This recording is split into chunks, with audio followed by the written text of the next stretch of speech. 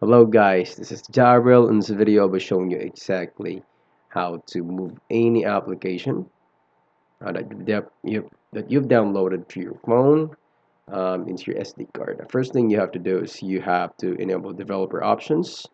If not, go to settings and click on version multiple times. Then developer mode would be activated. Now go to developer options here. Click on that, then enable it.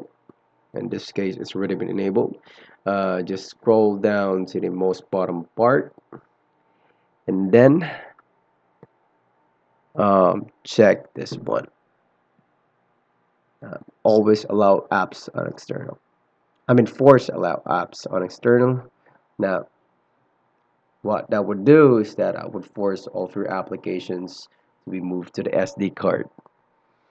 Now, in this case, all you have to do is you have to choose which application you would like to move into your SD card.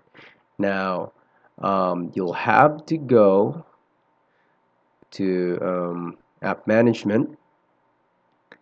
Now, guys, I don't have an SD card, but if let's say you have an SD card by, like, let's say clicking Facebook, it would show right there that you can move the application to your SD card.